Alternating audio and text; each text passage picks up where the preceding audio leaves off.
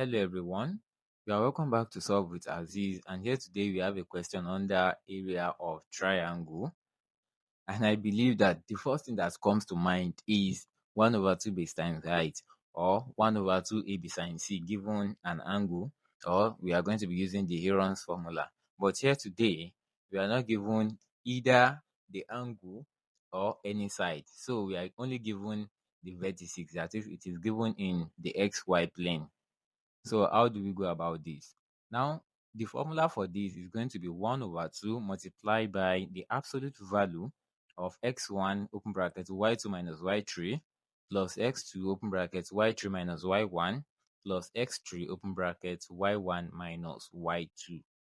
So all these x1, x2, and x3 and y1, y2, and y3 will be deduced from the given vertices in the question. So x1 is equals to 1, x2 is equals to 4, and x3 is equals to 6, while y1 is equals to 2, y2 is equals to 6, and y3 is equals to 3.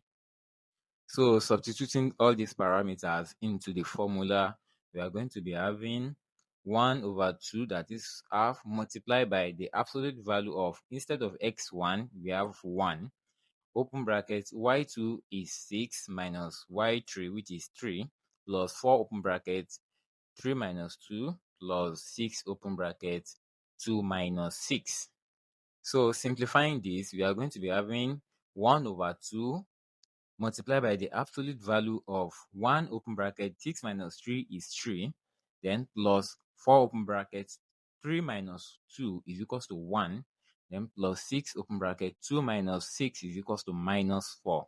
So we are going to open the bracket. So we'll be having 1 over 2 into the absolute value of 1 times 3 is 3 plus 4 times 1 is 4, then 6 times minus 4 is minus 24. So we are going to open the brackets using the plus. So we are going to be having 1 over 2 multiplied by the absolute value of 3 plus 4 minus 24, because plus times minus is equals to minus. So we are going to be having 1 over 2 multiplied by the absolute value of minus 17. And initially, the meaning of absolute value is the distance between 2 points, or let's say the distance between 2 locations.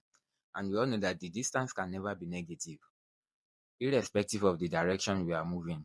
So therefore, the area will be equals to 1 over 2 multiplied by 17. Due to the absolute value is going to be changing all negative to positive.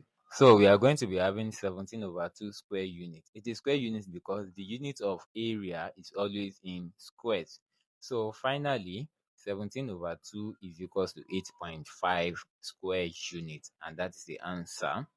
Then also, we also have another approach which we can use to solve this area, and the name of the approach is using the shoelace version. So here we are going to be using the traditional way of tying shoes. So here we'll be having xy, and under x we'll be having 1461, under y we'll be having 2632. So it is coming from the value of x's and y's in the given vertices. That is, x1 is 1, x2 is 4, x3 is 1. Then we'll add the first value, which is 1. Then moving to y, y1 is 2, y2 is 6, y3 is 3. Then moving back to the first value, which is 2. So how do we go about this? We'll be multiplying 1 by 6, 4 by 3, and 6 by 2. So we'll be having 1 times 6 plus 4 times 3 plus 6 times 2. And 1 times 6 is 6 plus 4 times 3, that is 12, plus 6 times 2 is also 12. So adding 6 and 12, we'll be having 30 as the first solution. Then we have the backward multiplication, that is, we'll be multiplying 2 by 4, 6 by 6, and 3 by 1. So here we have 2 times 4 plus 6 times 6 plus 3 times 1. So the result of this will be 8, because 2 times 4 is 8, and 6 times 6 is 36, and 3 times 1 is 3. So adding 8 plus 36 plus 3, we'll be having 47. The area will be equals to 1 over 2 multiplied by the absolute value of the forward multiplication minus the backward multiplication. And the solution for the forward multiplication is 30 minus 47, and we are going to be having 1 over 2. 30 minus 47 is going to result to minus 17 inside the absolute value. And like I've explained, the meaning of absolute value is going to be changing up negative numbers to positive. So we'll be having 1 over 2 multiplied by 17. And multiplying fraction with whole number, we'll be having 17 over 2 square unit, which is the same thing as 8.5 square unit, and that is the answer.